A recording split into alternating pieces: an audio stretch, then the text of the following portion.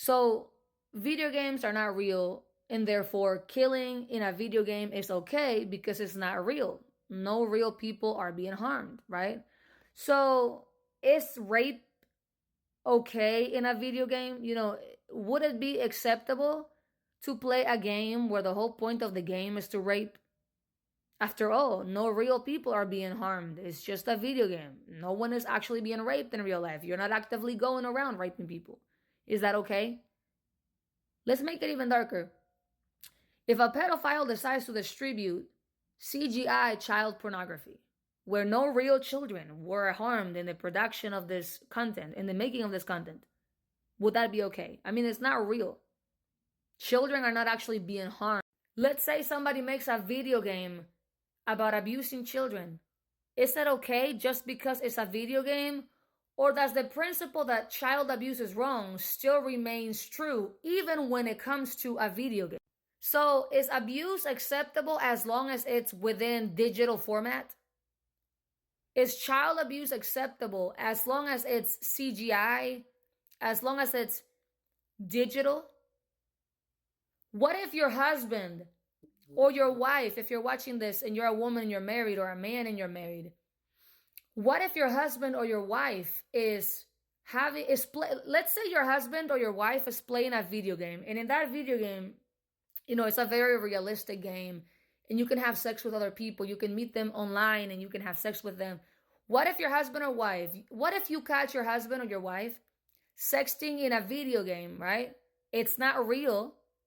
It's just, playing, right? It's role playing. They're not really having sex in real life, but in the game they are. Their avatars are actually having sex, and they are talking to each other digitally, and they're saying sexual things to one another. Does that mean that he or she is cheating on you? Absolutely. As a wife, ladies, would you be okay with your husband having sex with another person's avatar in a video game? Would you be okay if your husband is having sex in a video game with another woman's avatar, and they're sexting and they're talking inappropriately? Would that be okay? I mean, it's not real. It's a video game. Your husband has never had sex with another woman, only you. So is it okay for your husband to have sexual connections in a video game digitally with another woman, as long as it's not real life? Husbands, if your wife decided to flirt with another man online in a video game, he has a cool, handsome avatar, she has a beautiful female avatar, and they decide to flirt in the game, and they're actually married in the game, and they live together in the game, and they have fictional kids in the game, would you not have a problem with that? After all, it's just a video game. She's not sleeping around with other men, but in a video game, she has a whole other life.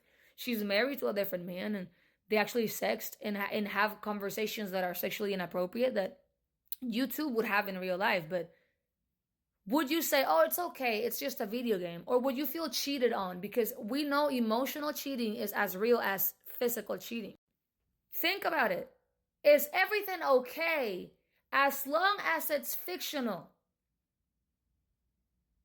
Would you feel okay with your teenage daughter or your teenage son playing a video game where the whole point of the game is having sex, getting drunk? I mean, they're not doing it in real life. It's not real. They're not really going around partying. They're partying in a video game. Their avatars are getting naked and sleeping around.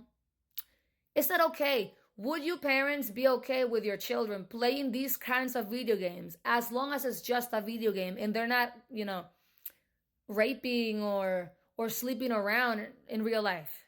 Would you feel comfortable as a mother knowing that you have a teenage boy in your basement playing video games about sleeping around and raping people? Oh, as long as Gary doesn't do it in real life, it's okay. It's a video game. That's what everyone says when it comes to first shooter video games. Oh yeah, my son is a professional killer in a video game. Some women take pride in that. Oh yeah. My son is a world-class first shooter prodigy. Oh yeah, so your son is a first-class world player where the whole point of the game is to kill, will you brag if your son's game of choice was raping? Oh, yes, my son is a professional rapist on a video game. Oh, yes, and he makes millions a year for raping in these games. He's a professional rapist. That's what it sounds like when you say, my son is a famous professional killer. He's a famous sniper in Call of Duty. My son, I'm so proud of my son. We pay all of our bills because he's a professional gamer where he shoots people from afar and gets headshot every time. You always hear whenever he plays, I am so proud of him. Like every time I hear headshot, I know my son is about to bring millions. Do you see what I'm saying? Y'all, you guys might honestly, y'all must think that God is stupid. Oh yeah, as long Jesus bled for the real stuff, but it's okay if we do it online.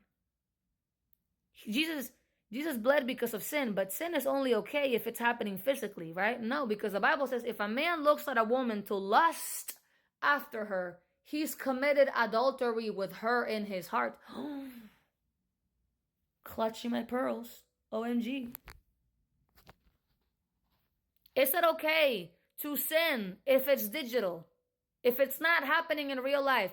Is it okay for your husband to flirt with another woman online as long as he never meets her face to face? Is it okay for your wife to have a boyfriend in a video game with another man that exists in real life but online? They're only dating online. Okay, guys, listen up, boys. Would it be okay if your girlfriend is dating your best friend in a video game? You don't play the video game, you don't really care, but she plays a video game and she just so happens to be literally cohabiting with the avatar of your best friend, and him and her are married in the game, and he calls her wifey, but she's your girlfriend. Would you be okay with that? You have to be a massive weirdo if you're okay with that. Sus. Is God okay? I remember a few years ago I was watching Percy Jackson, and like I said in the other video, God wouldn't leave me alone. He was upset that I was watching it. So when I decided, okay, Lord, what's the problem with me watching Percy Jackson? God said, I'm a jealous God. I said not to have other gods besides me. And you are enjoying a movie about a false God. The glory is going to a pagan idol, not me. I'm glad that God is willing to tell me those things, because I guess God is not willing to tell some of you those things. I'm glad that God feels confident enough to even address the video games that I watch and the movies that I watch, and let me know how he feels even about these seemingly mundane things that no one considers. I am so privileged then that God would tell me how he feels about these things that I watch and do, that other people do, that apparently he doesn't say nothing. Recently, I played a game a few months back that I had played before. The premise of the game is not to kill people. It's like a farming game, but you can kill zombies and stuff like that. And I was like, well, when I first stopped playing the game, it's because I was possessed and I needed to stop playing because I was cursing a lot and stuff like that. And so I went back to play the game, and I had these massive demonic attacks against my mind. And then I saw myself in the spirit, and I don't have tattoos in real life. But in the spirit, I had long sleeves from my shoulder to my hands. And these tattoos represented my rebellion against God, because he had warned me not to go back to that game. Oh, but I made excuses, and the attacks were so severe, man. I felt so mad at myself. Like, bro, over a stupid video game, now you're having these demonic attacks that you didn't have. You were free. Obviously, God set me free, but it was hardcore. It lasted for a few weeks. I'm never going back to that game or any other game because I was possessed for several years. And if God tells me not to do something anymore, it does not benefit me to go back. I don't care how mundane it seems. It's demonic, man. It's demonic. We love these things, but that means there's something wrong. If I love nothing but scary, gory stuff, there is something wrong. If I'm attracted to something dysfunctional, there is something dysfunctional in me. It's like those people that only date dysfunctional and they say, oh, men are the same. Oh, women are the same. No, you're the one. You're the common denominator. You're choosing these guys.